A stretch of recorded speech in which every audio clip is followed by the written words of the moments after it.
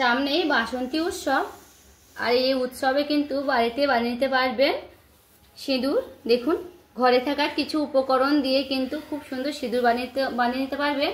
আর তো বন্ধুরা, আমার এই সিঁদুরের কৌটো দিয়ে কিন্তু আমি ভরে নেব সেই সিঁদুরগুলো।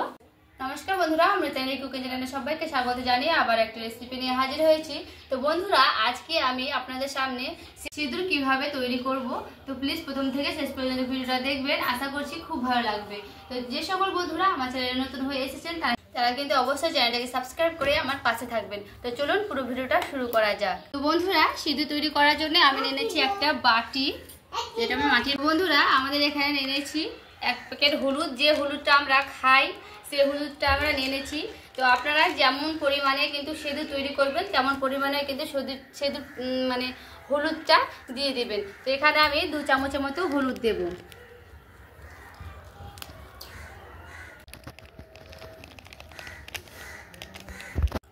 দু চামচের মতো হলুদ আমি নিয়ে নিচ্ছি। এবার আমি নিয়ে নিচ্ছি এখানে খাবার সোডা। খাবার সোডা আমি অল্প পরিমাণে দিয়ে দিচ্ছি এখানে।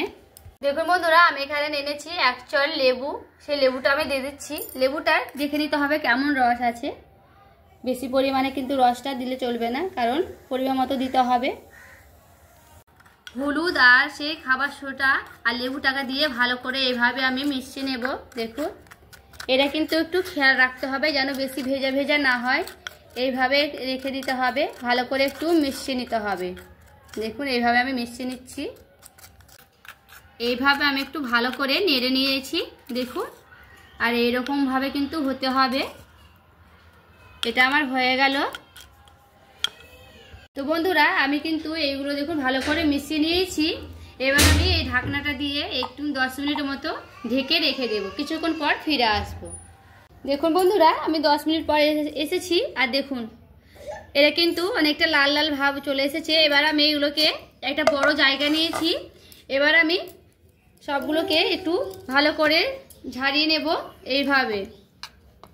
এবার আমি এগুলোকে রোদ্রে শুকোতে দেব। দেখুন বন্ধুরা, আমি কিন্তু প্রায় 30 মিনিটের মতো রোদ্রে শুকোতে দিয়েছিলাম। তাতে দেখুন একবার কত সুন্দর কিন্তু শুকিয়ে গেছে। আর এটা কিন্তু দানা দানা হয়ে আছে, এটাকে ভালো করে মিক্সিতে পেস্ট করে দেবেন, না হলে শিলনোড়ায় একটু ভালো করে পেস্ট করে নিতে হবে। তো আমি এখানে শিলনোড়ায় পেস্ট করে নেব। আমি এখানে একটা সাদা পেপার নিয়েছি, সেই সাদা পেপারটাকে আমি ঢেলে দেখাচ্ছি। দেখুন একবার,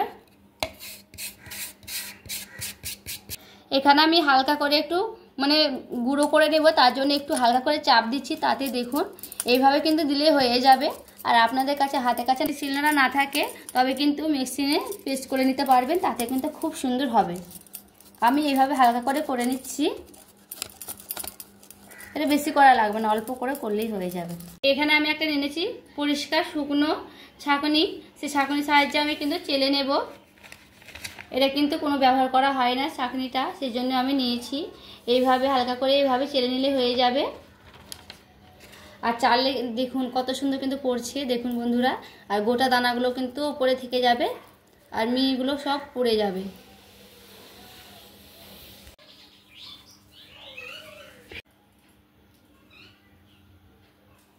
আর দেখুন বন্ধুরা, আমার কিন্তু কত সুন্দর কতগুলো সিঁদুর হয়েছে।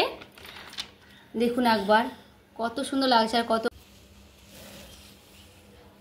সুন্দর লাগছে দেখুন একবার কত। তো বন্ধুরা, সামনে কিন্তু বাসন্তী পুজো আছে, সেই উপলক্ষে কিন্তু আপনারা বানিয়ে নিতে পারবেন ঘরেই সিঁদুর, আর যে কোনো অনুষ্ঠানে কিন্তু বানিয়ে নিতে পারবেন। দেখুন একবার আমি হাতে সিঁদুরটা দিয়ে দেখাচ্ছি। এই হাতে দেখুন, দেখুন কত সুন্দর লাগছে, দেখে কিন্তু দারুণ লাগছে বন্ধুরা। এই যে দেখুন, দেখুন কেমন লাগছে আপনারা কিন্তু কমেন্ট করে বলবেন আমাকে। সামনেই বাসন্তী উৎসব, সেই উৎসবে কিন্তু আপনারা এইভাবে ঘরে সিঁদুর বানিয়ে নিতে পারবেন খুব সহজে। আর ঘরে থাকা কিছু উপকরণ দিয়ে কিন্তু বানিয়ে নিতে পারবেন বন্ধুরা। তো বন্ধুরা, আমার এই সিঁদুরের কৌটো দিয়ে কিন্তু আমি ভরে নেব। সেই সিঁদুরগুলো দিয়ে আমি আপনাদের পরে দেখাচ্ছি।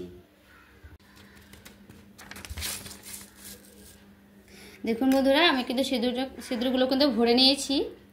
আর দেখুন আমি একটু পরে দেখাচ্ছি আপনাদের। দেখুন কত সুন্দর কিন্তু কপালে লেগেছে, দেখুন একবার। তো বন্ধুরা, বাড়িতে তৈরি করে সিঁদুর দিয়ে কিন্তু পরলে চুল দেখবেন চুলকোবে না, যে স্মৃতির কাছে দেখবেন চুল কিন্তু অনেকটা মানে উঠে যায়, সেটা কিন্তু হবে না, খুব সুন্দর হবে। আর বন্ধুরা, আমার ভিডিওটি ভালো লাগলে অবশ্যই কিন্তু লাইক করবেন আর চ্যানেলটি সাবস্ক্রাইব করে আমার পাশে থাকবেন।